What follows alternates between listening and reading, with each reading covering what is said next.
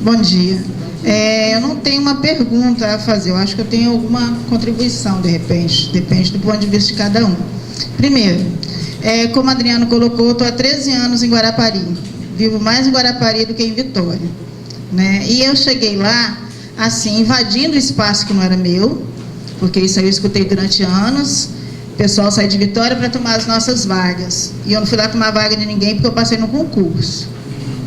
Né? Eu estava lá tomando a minha própria vaga, porque já que eu fui lá, fiz uma inscrição para passear, eu não fui lá mesmo para trabalhar, eu fui lá para passear, fiz uma inscrição e passei na prova e estou lá.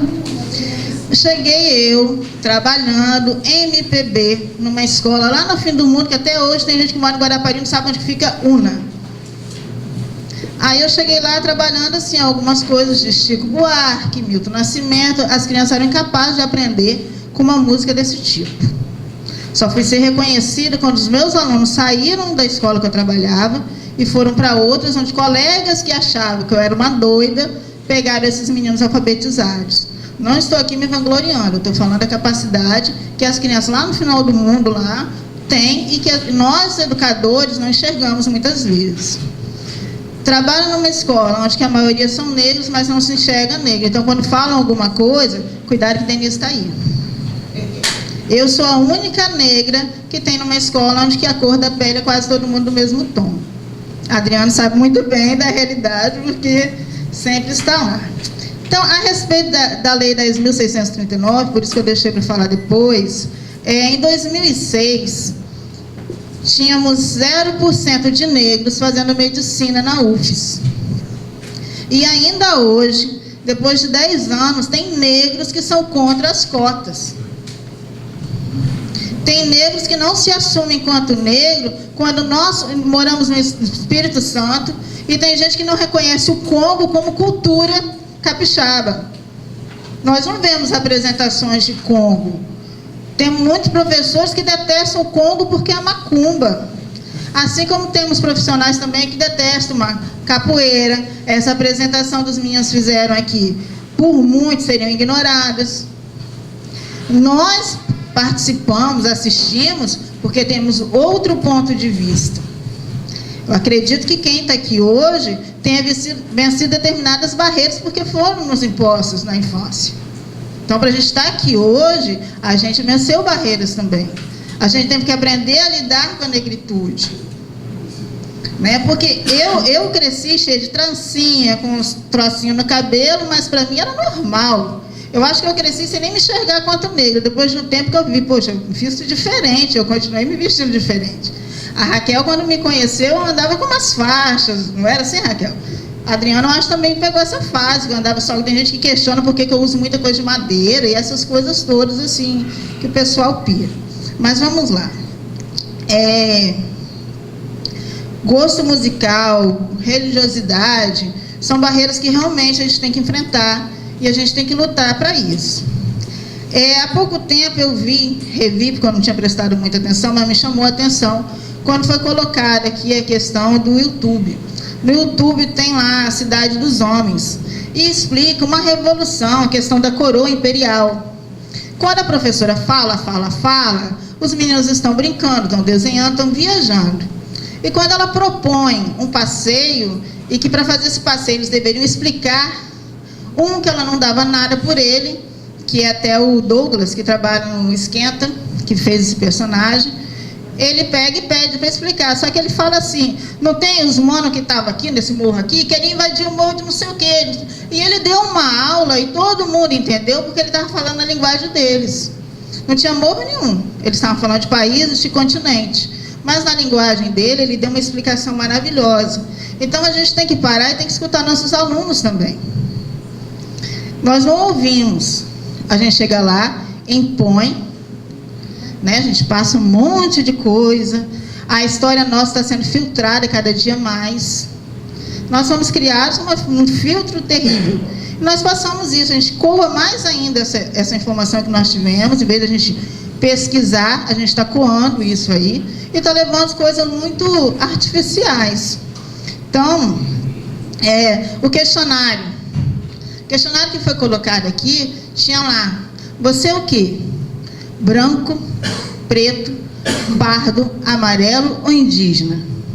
O IBGE faz esse tipo de questionamento. Os pais vão para a escola matricular os filhos, tem esse questionário. Alguém parou para explicá-los que o IBGE faz essa pesquisa, mas que pretos e pardos somam para formar os negros? Nós crescemos sendo humilhados, sendo escravizados, como foi colocado, só que isso aí ninguém está clareando a ideia de ninguém. Por quê? Porque as pessoas têm vergonha ainda de falar que são negros por causa da trajetória que foi vivenciada. Enquanto isso, a gente tem negros, temos pretos, temos pardos, sendo taxados lá, colocando lá que são brancos. Não, eu sou pardo, eu vou falar que eu sou negra. Tem um livro que, infelizmente, eu não lembro o nome, apesar de eu tê-lo em casa, que tem 120 cores para uma pessoa falar que ela é negra. Tem marrom claro, pele avermelhada, jambo, tem N cores. Infelizmente, eu saí assim, tão sem saber se eu vim ou se eu não, porque eu estou quase não aguentando aqui de dor, porque eu estou com dor na coluna, e eu esqueci desses detalhes. Chegou aqui que eu fiquei lembrando que eu tinha esse material. Mas eu posso fornecer se quiserem ver. Tem lá 120, 126 cores para uma pessoa falar: ei, eu nasci preta, eu sou negra, eu luto pela minha cor. Então está faltando isso. Está faltando realmente vestir essa camisa e arregaçarem as lutas, porque não adianta eu falar que eu sou a favor da cota, mas sem eu saber o porquê que existe essa cota. Porque não é para desigualdade racial. Ao contrário, isso aí é uma luta para tentar igualar, para que nós possamos deixar de ser minoria em várias coisas que nós somos hoje. Tem gente lá no Congresso, tem gente lá no Congresso, tem um monte de negro lá no Congresso. Mas deve estar lá, a maioria fazendo o quê? Comendo café, limpando o chão, catando matinho que tem lá, né? Esses dias passou no jornal, eu esqueci o nome, aquelas funções de São Severino, que uma pessoa faz várias coisas, mas os dois que passaram são o quê? São negros. Então é esse quadro que a gente precisa mudar.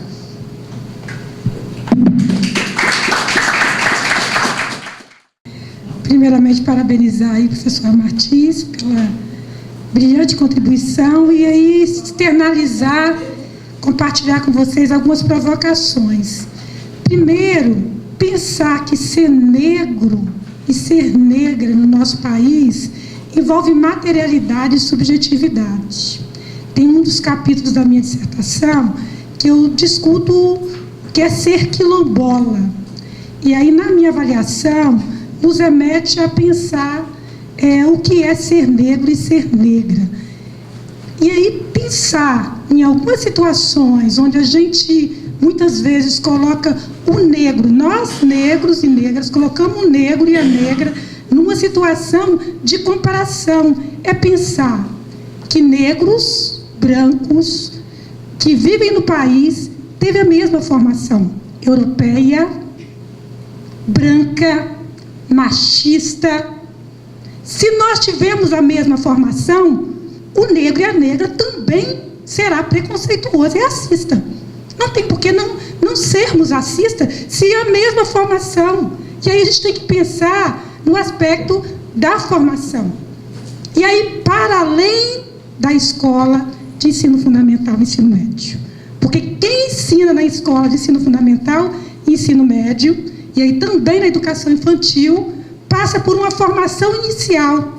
E aí eu, como professora pesquisadora da UFES, nos currículos das licenciaturas, não são garantidas disciplinas que contribuam para entender a história e a cultura da África.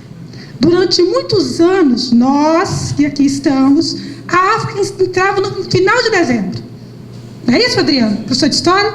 Quando dava tempo, essa África, que é tão significativa para nós, envolvendo essa história, essa cultura, que é tão presente quando a gente se vê enquanto negro e negra, não é garantida na formação de professor, não é garantida na formação dos médicos que vão lá lidar com as mulheres negras, com os homens negros, com doenças que acometem a população negra. Os engenheiros, se não está lá na formação, como chegam esses professores nas escolas? O que eles trabalham, o que eles priorizam? Porque se não teve a formação inicial, a formação continuada, aí um curso de 40, 120 horas é ótimo. Muito pouco para garantir que essas questões que envolvem a história e a cultura negra adentram o currículo muito mais para o dia 20 de novembro, na transversalidade, envolvendo todas as áreas de conhecimento, porque aí, gente, não é só a Lei 10.139, nós temos um plano nacional, na verdade, diretrizes curriculares nacionais da cultura afro-brasileira, desde a educação infantil, ensino fundamental e ensino médio, que alguns de nós aqui nem conhecem. Tem o Estatuto da Igualdade Racial. O que essas legislações têm contribuído para minimamente pensar as nossas mudanças? Aí vamos lá para o chão da escola. Vamos pensar no miudinho. Os negros e as negras são noivas de festas juninas? Os negros e as negras são príncipes e princesas nos contos de fada? Nos teatros, nas datas comemorativas? Os negros e as negras adentram os cartazes que estão dentro das escolas públicas? Seja o Dia Internacional da Mulher, seja essas datas comemorativas, onde o negro e a negra se vê? Porque na hora dos recortes das revistas, são os brancos, são as brancas, não é isso? São os ditos normais, né? Aquelas pessoas com deficiência que estão lá no chão da escola. Não se veem nas manifestações. Os convites não são presentes. E aí envolve, né? Isso faz com que o processo da autoestima e visibilidade. E aí quando a mãe, com o filho, chega lá na escola, e aí vem a autodeclaração, né? O que você é? E aí é o outro que se autodeclara, mas a mãe está junto. E aí, mãe? É branco, negro, é branco, preto, parda? O que você acha? E aí o assistente administrativo que não tem formação, você que se define. Uma oportunidade que a gente perde no Enem, por exemplo. Isso, e aí não tem formação, veja. E aí coloca lá, preto não entra, pardo não entra, branco, minimamente às vezes o pardo. E aí o IBGE, o censo, né, nós que somos a maioria, a absoluta passa a ser uma minoria menos absoluta. Meu marido trabalha no IBGE, pesquisador do IBGE. Ele diz que os pesquisadores vão nas casas e em algumas situações vê lá o cidadão e a cidadã, negro e negra. E quando pergunta, a maioria tem vergonha de assumir. E isso é reflexo da formação. Não é porque o negro não tem que ser diferente. Porque o negro e a negra passam pela mesma formação. Acredito que, como a ausência de material didático, e aí na fala do professor Matiz e do nosso companheiro lá, dialogando lá com a cosmovisão africana, a oralidade precisa estar presente nas escolas. Os nossos ancestrais têm que ser convidados para rodas de conversa, para dialogar, para adentrar o currículo, para que eles possam contribuir, eles e elas, avós, né? Lá em Cachoeiro de Itapemirim, na comunidade Monte Alegre, tem a Laurinda, que contribui, que vai lá para a escola quilombola, através da dança do cachambu, né? E que mantém viva essa cultura. Então, é uma forma da gente ressignificar essas questões que envolvem a cultura e a história brasileira, afro-brasileira. Ainda um dos calcanhares de Aquiles, quem está no chão da escola, é quando a gente vai tentar trazer as religiões de matriz africana. E aí a gente vê Pai Nosso entrar, Ave Maria, dia de ação de graça. Isso tudo a gente sabe que não deveria estar na escola, porque a escola, principalmente a escola pública, laica, está lá na Constituição Federal, a laicidade. Mas quando vamos dialogar as religiões de matriz africana, aí vem a laicidade. Né? Ação de graça, Natal, não sei das quantas, quando é Jesus, é Deus, não sei. E aí eu, cristão, mas eu questiono essas questões. Adentra. Quando as religiões de matriz africana vai adentrar, não, mas a escola é laica, não pode bater tambor, não pode fazer nada disso. Uma das formas que eu tenho conseguido adentrar essa pauta é na perspectiva da história e da cultura que a Lei 10.109 traz. Então, se é para estudar a história e a cultura da África, as religiões de matriz africana adentra na perspectiva de conhecer a história, de conhecer a cultura, a manifestação cultural, que aí é uma forma da gente manter acesa, na verdade nem manter acesa que não está, né? Minimamente promover o acesso dos nossas crianças a conhecer as religiões de matriz africana, porque ainda é muito complicado quem está na escola. Um monte de coisa, mas eu acho que é isso, gente. Obrigada.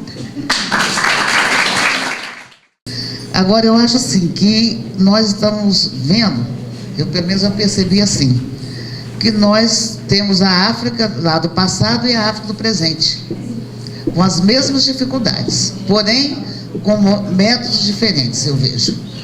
Hoje a gente tem, lá atrás, quando se trouxe, né, quando nós fomos escravizados, conforme o professor falou, fomos arrebatados, né?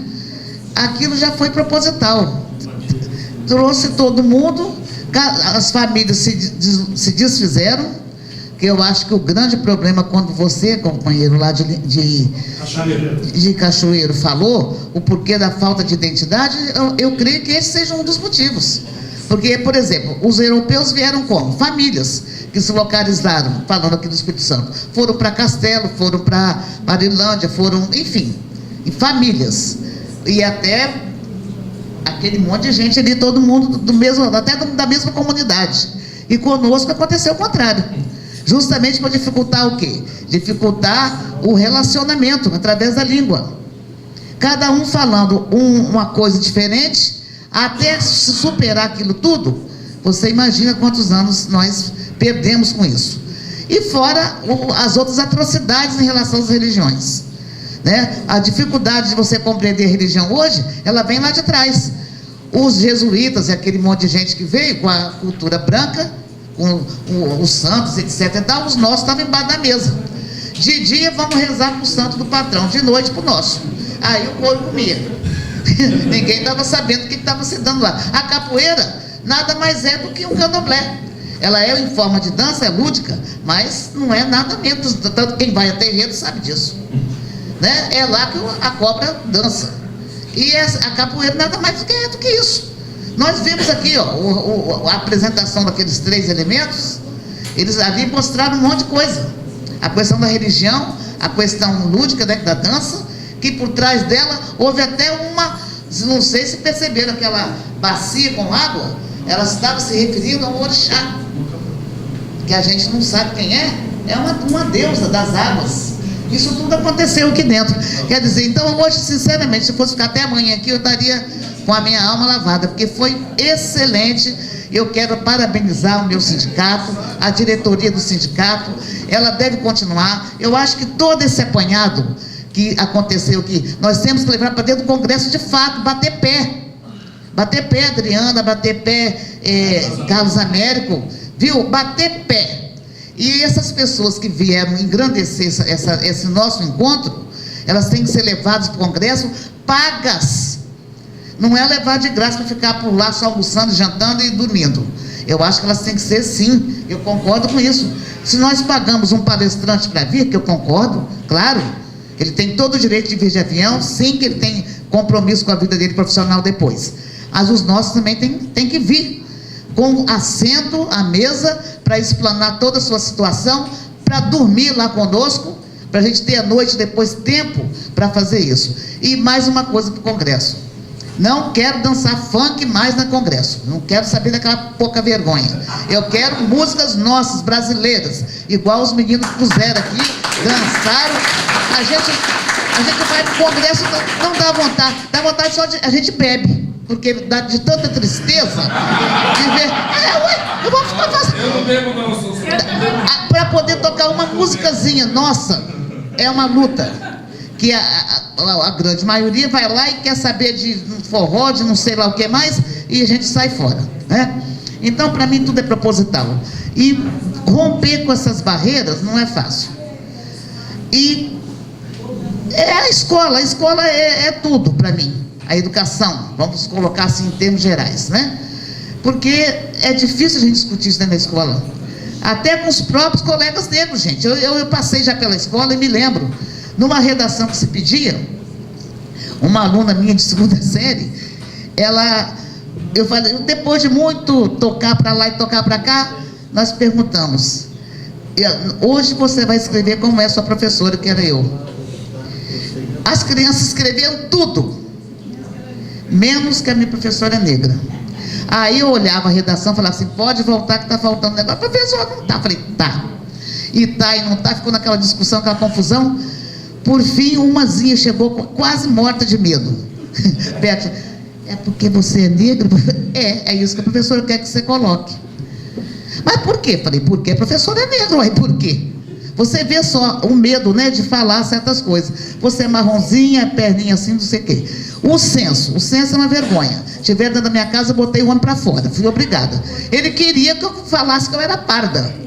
Eu falei, eu não vou falar, eu não sou parda. Mas aqui não tem aonde te colocar aqui. Eu falei, então você não coloca em lugar nenhum, que eu não vou querer, não quero. Pô, não vou fazer esse tipo de coisa. Isso aí é uma pessoa, ou 2 ou 3. Mas a grande maioria, ela não faz isso. Por isso que a população, segundo as pessoas lá fora, não reconhece que o Espírito Santo tem o que você disse, 56% de pessoas negras. No Brasil não se reconhece que é a 2ª nação negra, a não ser a Nigéria a primeira, nós aqui. Ninguém sabe que Egito nenhum pertence ao continente africano. Ninguém sabe. E que lá, desde o início, a medicina se desenvolveu a ponto de mumificar. Olha o que é isso, gente, que avanço. A gente não sabe disso. Não sabe. E a história do Brasil é uma falácia, né? Uma vergonha. É uma pouca vergonha, não é nem vergonha, é uma descrição, uma falta de tudo. Porque só se conta mentira desde o começo até o fim. Agora se canoniza um padre jesuíta que vai começar a ver romarias para ir até Anchieta. Vamos parar com isso. Vamos parar com isso. Não existe isso. Veio aqui para escravizar também, gente. Se dá bem. Construiu o império da religião aqui, a religião branca. Agora esse monte de gente trançando para lá e para cá, parece que o mundo está se acabando. Me chamar. Falei, não vou. Eu vou lá bater tambor. Só se falou para me levar minhas macumbas atrás de mim, que aí vocês vão ver o pau comendo lá para lá. Porque que coisa nojenta. Coisa nojenta. Nós já tivemos aqui no Espírito Santo, teve a insurreição dos queimados ali na Serra. Cadê? Cadê que se fala? Não se fala. E dentro da escola, muito menos. Se você for falar, você também é racista. E você... Olha, na minha casa tem uma porção de coisas que eu ganho. Com mulheres negras, homem negro, quadro negro, um monte de doideira lá dentro da minha casa. Minha comadre, sem vergonha, chegou lá em casa, viu aquilo e falou assim, uai, você agora só vive assim? Falei, minha filha, quem me deu foi vocês mesmos. Vocês foram passear lá pro lado de Ouro Preto, lá não sei para onde, trouxeram umas dançarinas negras. Ora, eu quis homenagear vocês, botei aqui dentro da minha casa. Ah, mas esse quadro de um monte de mulher negra? Uai, minhas irmãs que estão ali na parede. Olha, é uma discussão muito engraçada, até a nível de amizades. Então é muito difícil. A gente sobreviver a tudo isso, gente, é terrível, terrível. Vamos ver, uma hora talvez mude. Então o sindicato está de parabéns, viu, gente?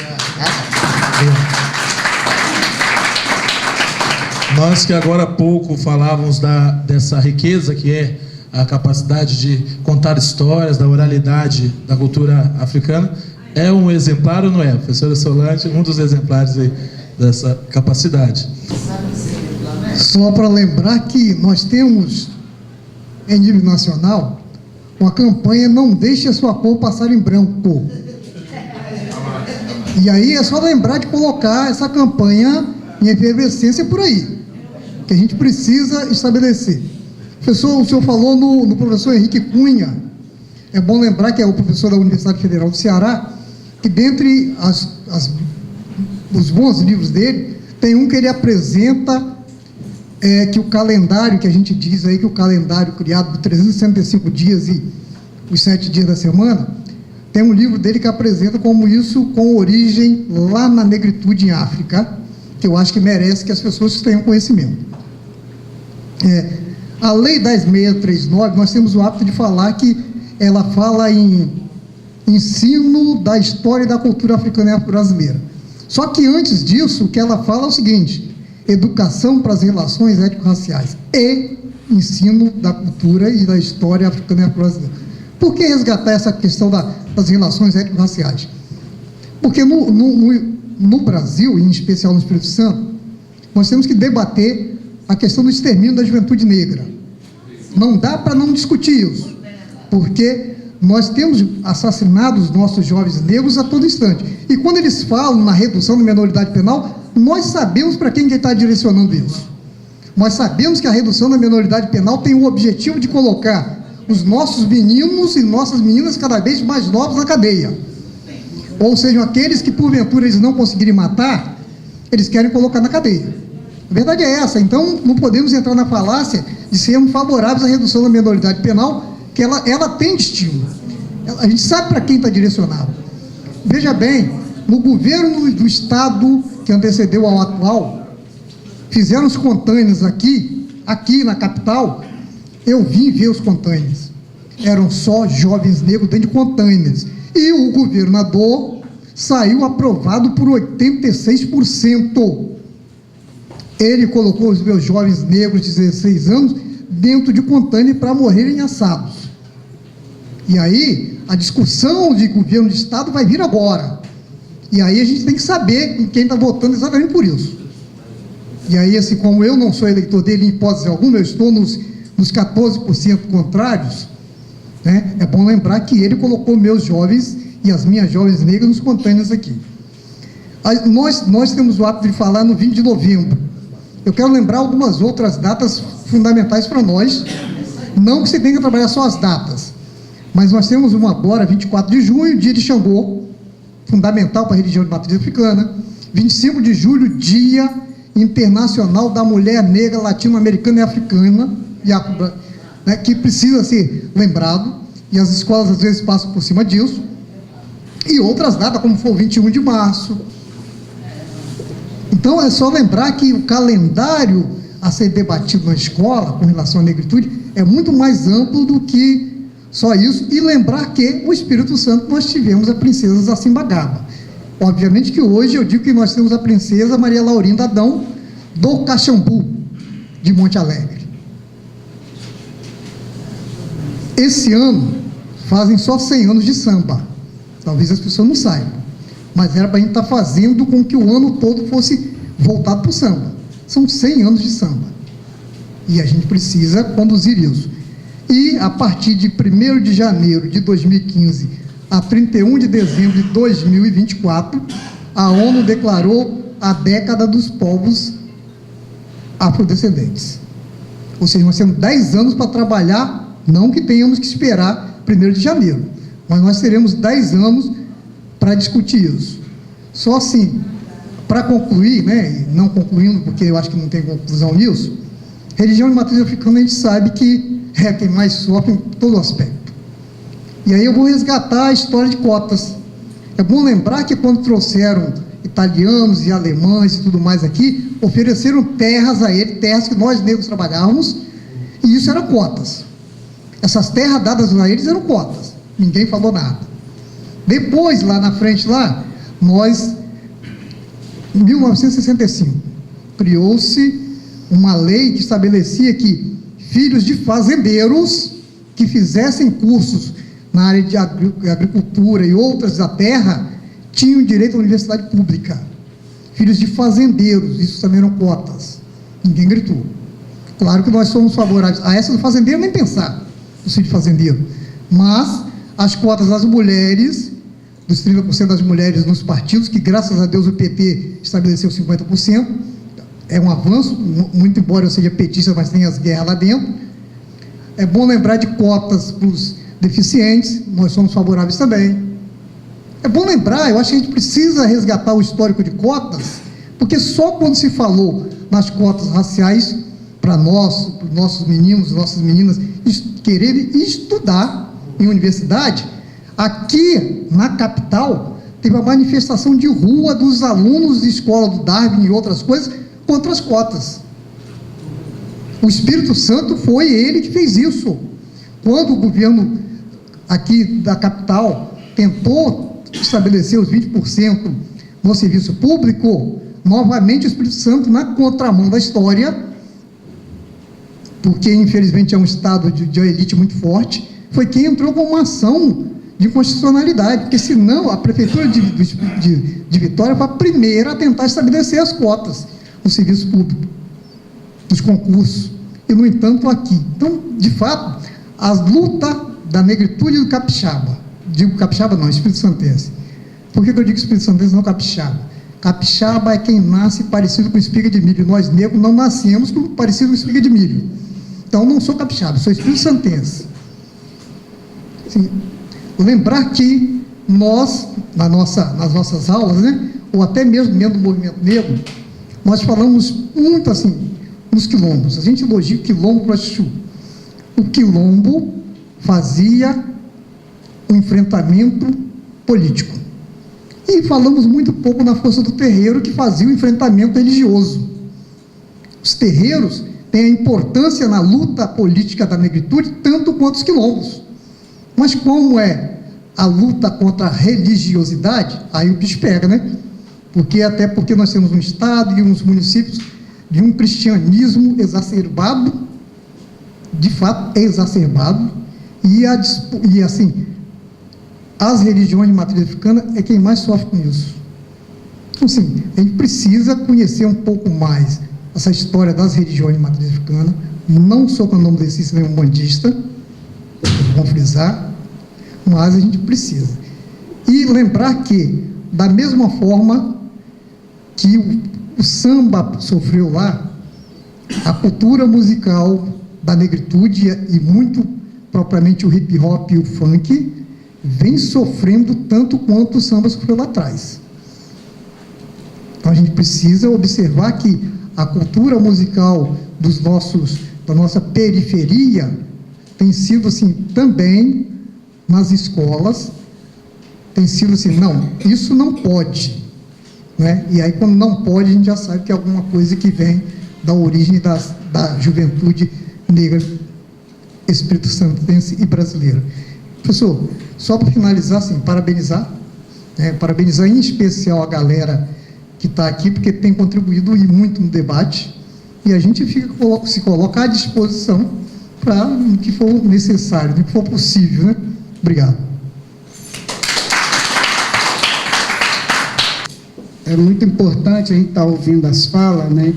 E o que Manel, nas suas últimas falas aqui, falando da cultura do funk, a gente tem debatido isso bastante, porque é a nossa juventude que está saindo do gueto e se expressando numa cultura barata, né, e vista pelo eurocentrismo como uma cultura do tráfico, disso, daquilo, enfim, como todos aqui já conhecem. Então, o reggae passou por essa resistência, ainda passa, o funk está passando.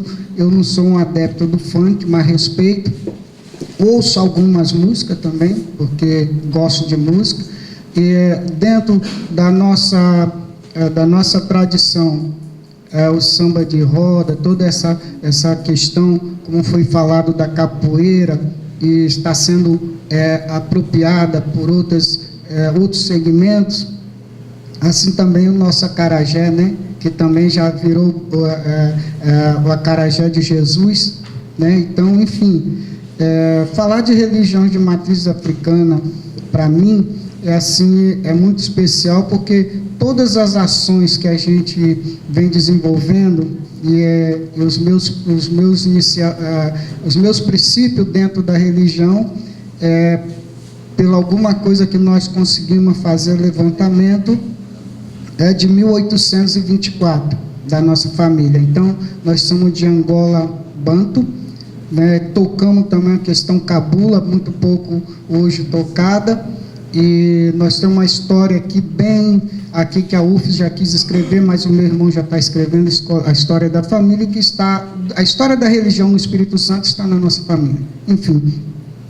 E muitas das vezes a gente, continuando falando de cultura, nós temos no nosso meio os nossos capitão do mato, são negros, mas são capitão do mato, né? E o samba se tornou, assim, entre aspas, uma cultura até elitizada, porque é vendido espaço para uma rainha branca sair na frente da bateria, é vendido espaço para botar uma mulher branca em cima de um carro alegórico, e aquilo ali é nosso, né? E por que no Congo uma mulher branca não vai lá e compra o seu espaço para ajudar no instrumento, para ajudar no vestimento, no caxambu, no jongo? Por que não compra o espaço? E quando se contrata um show, está falando até mesmo do samba, se paga caro um cantor negro que também não se assume como negro e acabou virando moda em alguns momentos, né? E ser negro também é moda, é capitalismo, tem exploração em cima, principalmente pós o governo Lula, né? E quando se contrata um Congo, tem que ir de graça. Quando se contrata um caxambu, tem que ir de graça. Nós desenvolvemos no nosso espaço um ponto de cultura, que é o único do estado de matriz africana.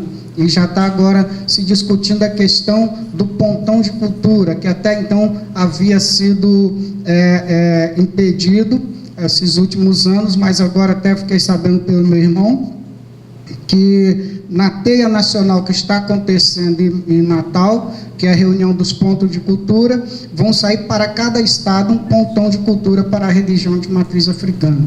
É uma vitória para a gente, é importante isso daí, e dentro do nosso espaço a gente desenvolve alguns eventos para a juventude negra, em especial as mulheres, né? Vai começar agora uma formação para 60 mulheres negras em design e moda, indumentária e bordado rechelier.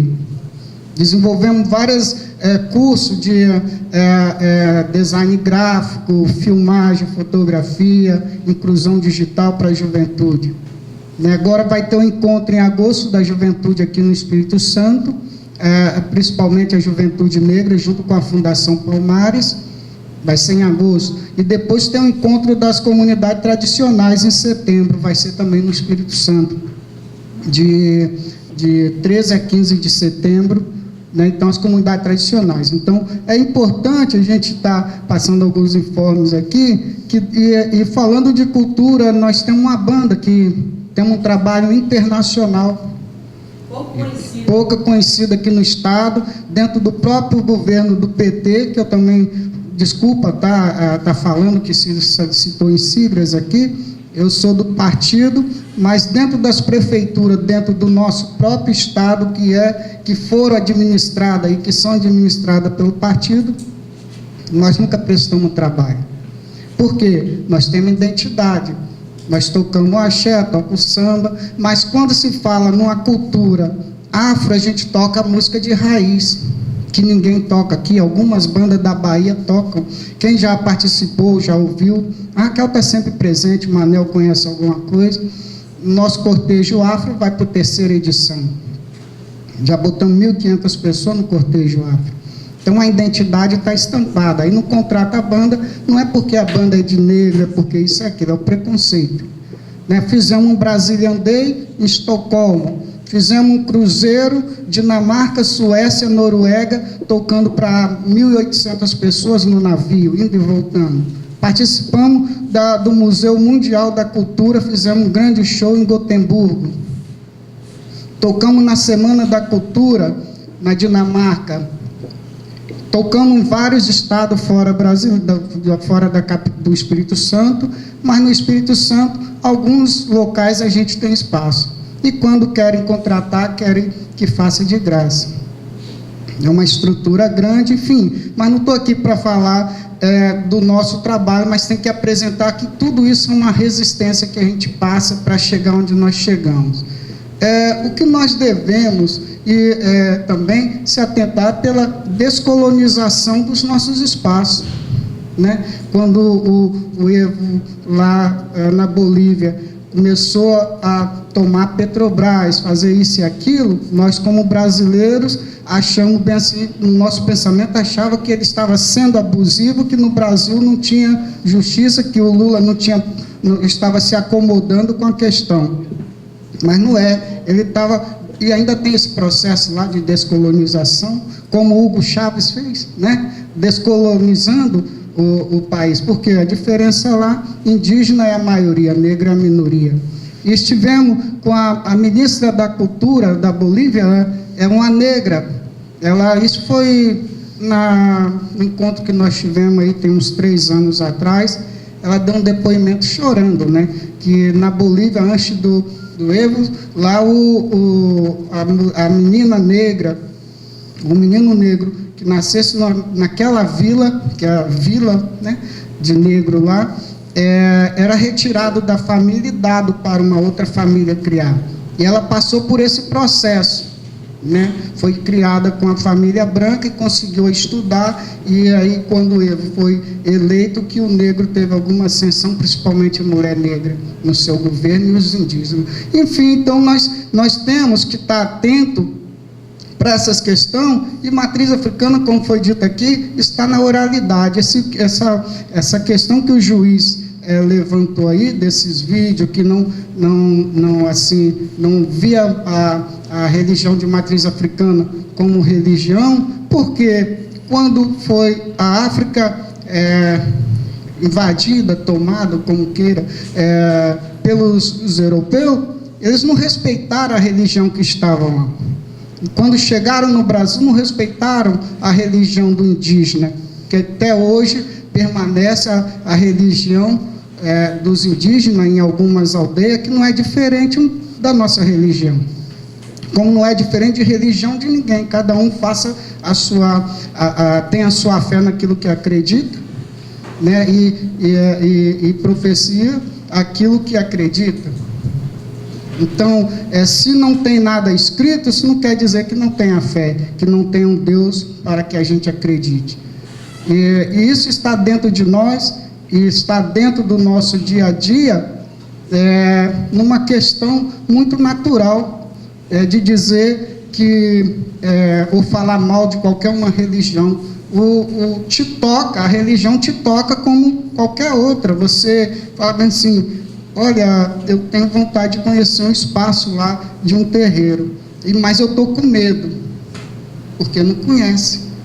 Quando chega lá e vê o que é a religião, aquele coletivo, né? E a nossa religião é a única matriarcal do mundo. Matriz africana é a religião matriarcal. É a única do mundo, e o nosso respeito é com o mais velho, principalmente o mais velho, e com a criança, que a gente pede bênção aos nossos mais velhos e os nossos mais novos. Então, o respeito que nós temos pela natureza é muito grande. Nós não tiramos uma folha de uma árvore se não pedir licença. Não entramos numa cachoeira, no mar, sem pedir licença.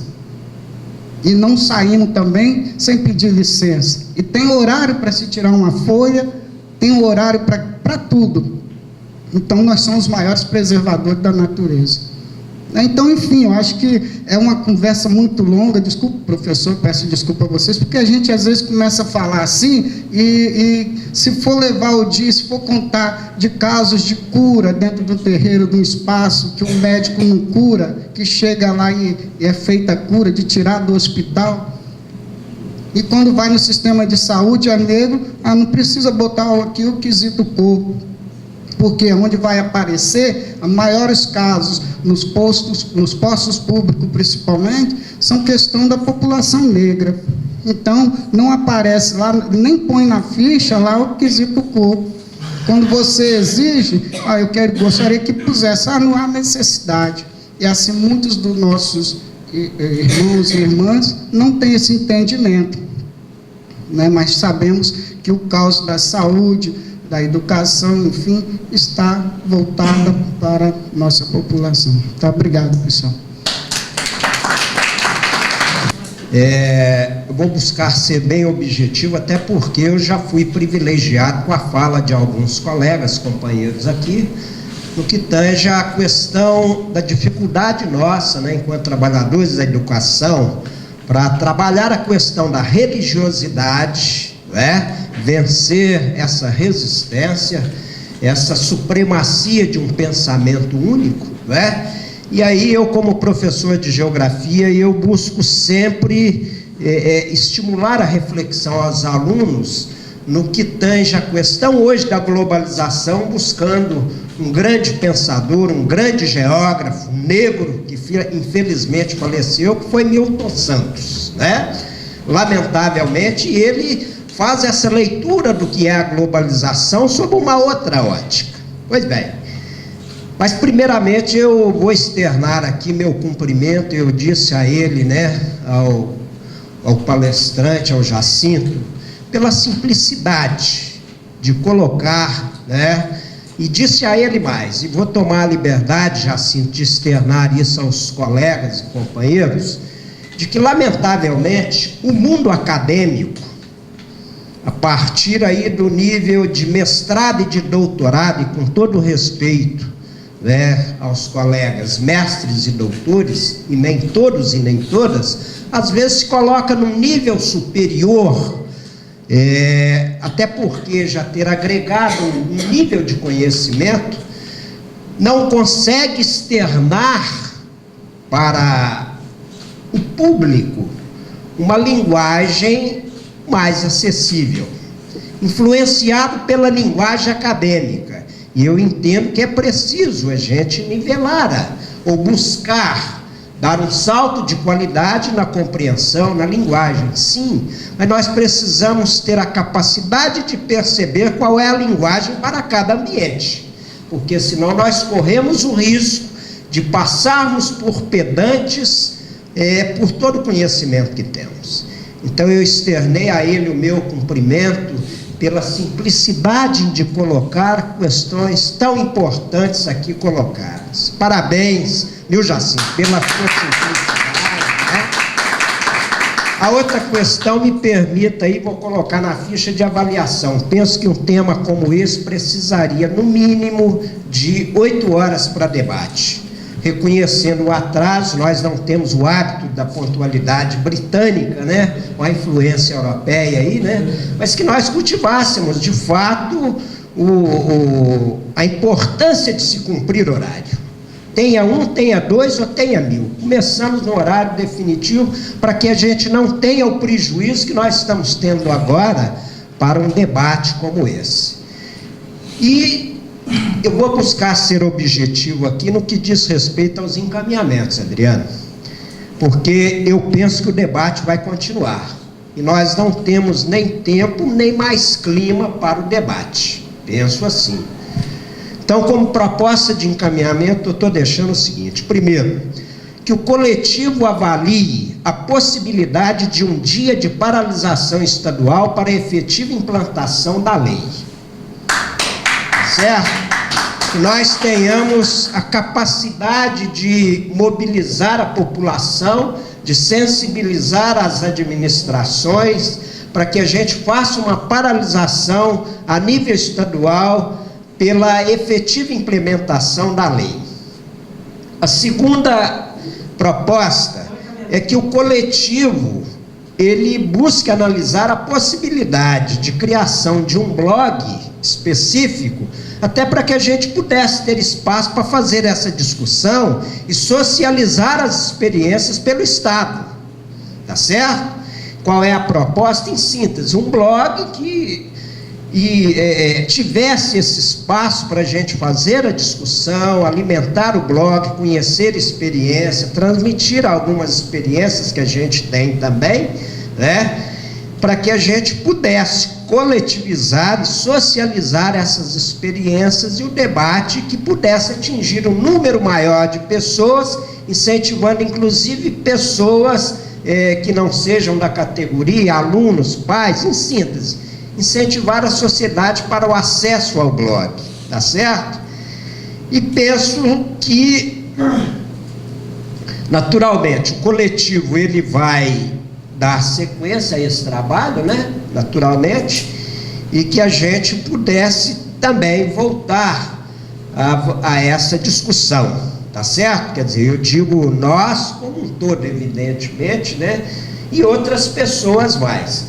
E para finalizar, eu aqui quero cumprimentar aos dois colegas, companheiros, que é a Denise e o Antônio Carlos, né? São companheiros, colegas de jornada, e que juntos nós temos buscado socializar todas essas preocupações. O Antônio, enquanto professor de História, nós temos buscado trabalhar juntos, e a Denise como companheira, professora de Ciências, né, mestre em Biologia, e que nós temos buscado, a nível de Piúma, com todas as dificuldades que nós temos, fazer discussões concernentes às preocupações que nós temos pela qualidade da educação e, ao mesmo tempo, socializando essas experiências, né? Especificamente com o Antônio, na área de história, nós temos buscado desenvolver atividades coletivas, e a Denise como companheira também dessa caminhada, socializando todas essas vontades que nós temos de ver uma outra sociedade mais justa, fraterna, mais humana, em síntese, um outro tipo de sociedade. É por essa caminhada que nós aqui estamos.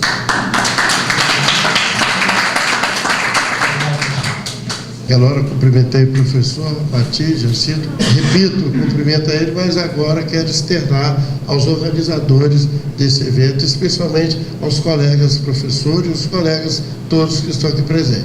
Eu quero só manifestar o seguinte: eu, desde criança, tive uma formação religiosa católica.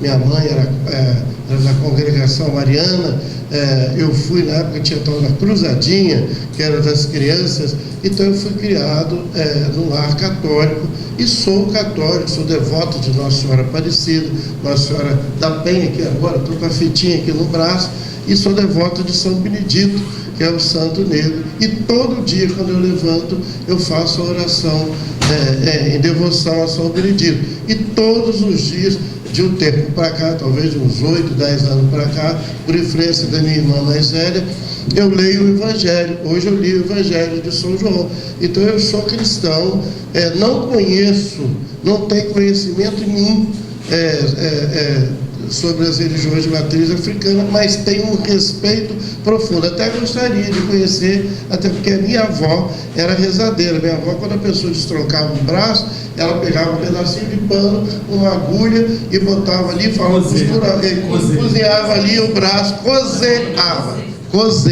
Ela fazia a oração, e com pouco tempo, estava de espinhela caída, ela mandava a pessoa comer 2 ou 3 ovos com só a gema quente, e pendurar na porta, e a pessoa saía boa. Então eu tenho minha avó foi parteira no bairro Aeroporto em Cachoeiro de mais de 500, 200, sei lá, no mínimo 2 centenas. E essa minha irmã também foi parteira. Quer dizer, então eu tenho alguma, eu teria motivo, mas cresci católico, já tive proposta de outras religiões, já fui assediado por evangélicos, mas eu tenho minha fé. Inclusive eu me baseio ali no Evangelho, quando o anjo Gabriel chegou a Maria, ele disse assim, ave, e ave era um cumprimento, o professor de história sabe, que era só dedicado ao imperador, ao César, que era ave César, ave César. Se o anjo Gabriel ia só para ela, só para Maria, que ele disse ave, então eu também continuo dizendo Ave Maria, sim, respeitando profundamente todas as religiões. Agora, o que eu queria deixar, até para falar para o Maria, eu queria que eu ouvia o nobre professor falar, na verdade, ele que é o palestrante, então eu gostaria de ouvir que ele dissesse sobre essa polêmica da questão de nós negros, os homens, quando nós ascendemos a uma posição sociofinanceira, econômica, principalmente no dinheiro, quando o homem negro ganha dinheiro, que eles esquecem, em sua maioria, as mulheres negras. As mulheres negras, elas são jogadas para esse canto. Eu sei que o amor, o casamento, o amor não tem cor. Aliás, nem cor, nem sexo, nem opção social, sexual hoje. O amor é amor, né? O Santo Agostinho, um grande filósofo católico, disse o seguinte, foi perguntado sobre o amor, e perguntado a ele sobre o amor, ele disse assim, ame e fazes o que quiseres. Ame e fazes o que quiseres. Então, o amor não tem cor. Mas eu pergunto, professor, a questão que é muito colocada, o negro, homem, quando ele ascende a posição social, é verdade que ele despreza, isso é fato, que ele despreza a mulher negra e coloca uma loura de olhos azuis ao seu lado como troféu? É essa a pergunta. Obrigado.